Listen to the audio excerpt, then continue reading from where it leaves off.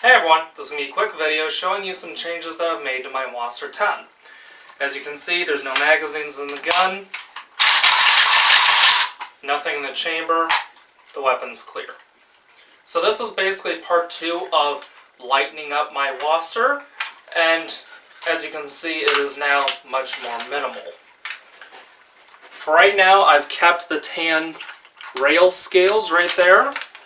But as you can see, I've taken off the hand stop. I'm not sure if I'm going to keep the rail scales here right now. I do like the way they look.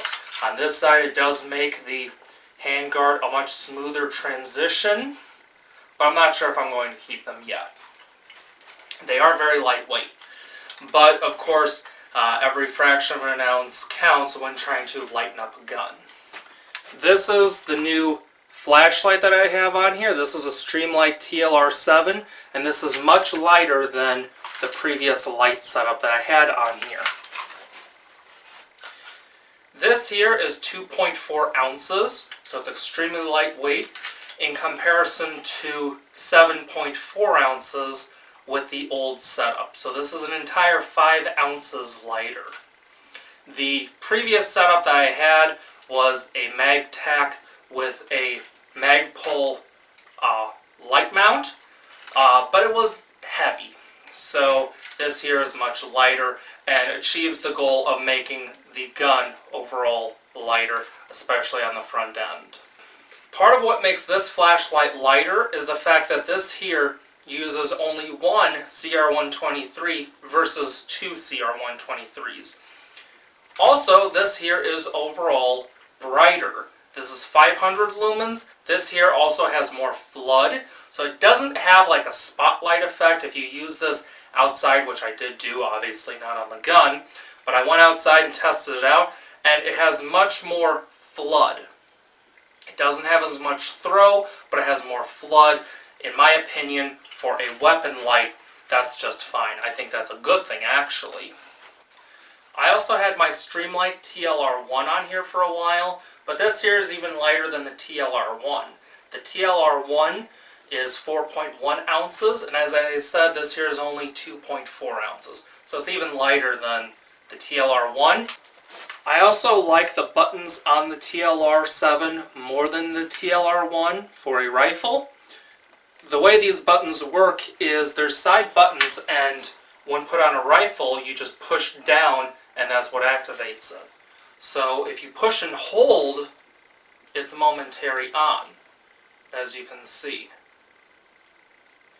And then if you press and let go like that, it is sustained on.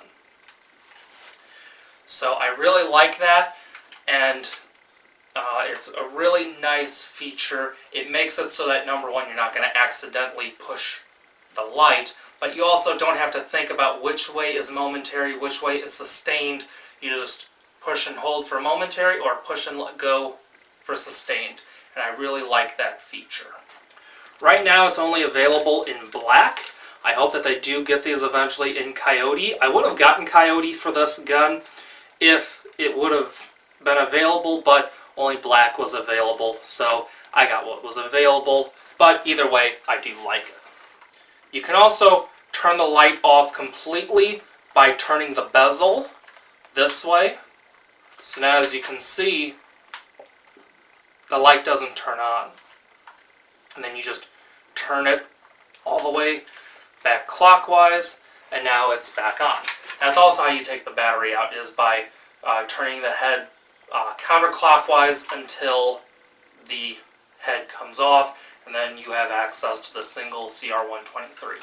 Now, for those of you wondering what the weight difference is between when it first started and now, when it had the full-length rails on both sides, as well as the bottom, along with the ladder rail covers, the vertical grip, and the mag light with the Magpul mount, the weight on just the lower handguard with all that on there was 20.7 ounces. So we're talking over a pound.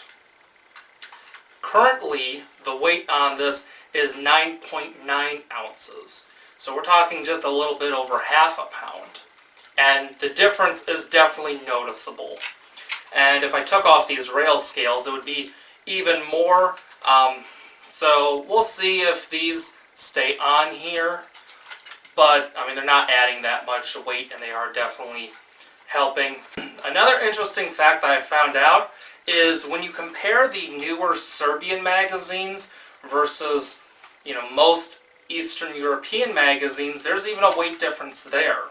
There's a weight difference of about a couple ounces. So if you're really trying to watch every ounce, that's something else you can watch out for, is the fact that most Eastern European magazines weigh a couple ounces less than Serbian magazines.